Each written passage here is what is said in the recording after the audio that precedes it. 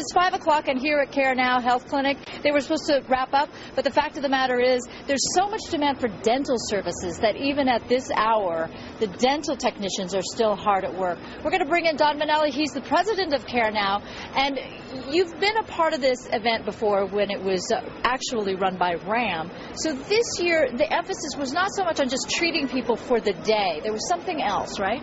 Right. We wanted to do an event that would prevent people from having to be in line again next year. So we really are focusing on follow-up care and prevention, as well as the services that we provide, like medical, dental, and vision. So your vision is they get taken care of today, but then they also pick up information on where to get the follow-up care? More than information. We have representatives from about 40 clinics on site that are making appointments before they leave the building. So a patient who we see that a doctor recommends for follow-up care will stop at a desk at a clinic near him or her, receive an appointment, and our medical record will be sent to that facility.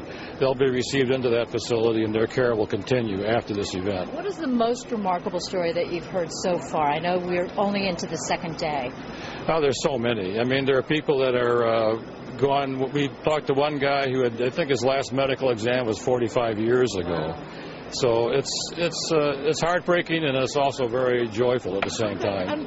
We also have with us cardiologist Dr. Kevin Ariani, and you've been here for the full day, right? Yes. Have you been surprised at the demand for your medical services? It has been extraordinary for people who are asking about their cardiac issues, their health, and screening. Many people just worried about their heart, what their heart status or coronary arteries are, and yet don't have any access to the health care to... Now, Dr. Ariani, what made you decide that you wanted to come down here and volunteer at the health clinic?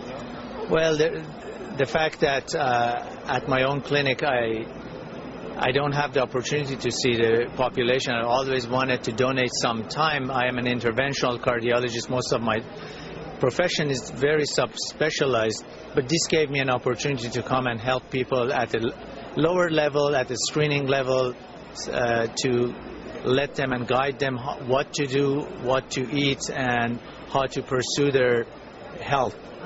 Exactly. There's a lot of emphasis on preventive care here. Now, producer Chris, you had a question for me, and I didn't quite catch it, so go ahead and repeat it. The status story?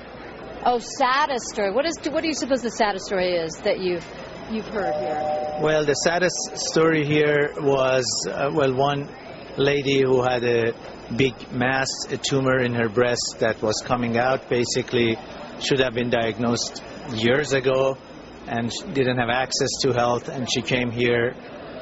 I had another vet that had a device, a defibrillator, that had no access to health care, to somebody to follow it, and these are devices that are life-saving and need to be checked every 3 months.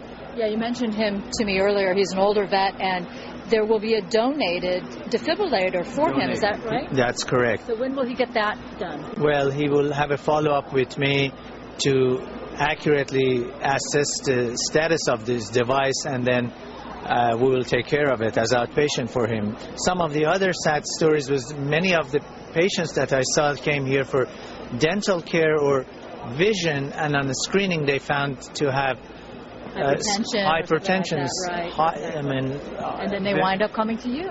Dr. Ariani, thank you very much. So just a couple of the stories that are coming out of this location, Jeff. And yeah, still busy, even though technically closed at 5 o'clock. They will start to see patients again tomorrow. I bet it's going to take a long time, though, to finish up for the day. All right, Susan Hirasuna, thanks very much.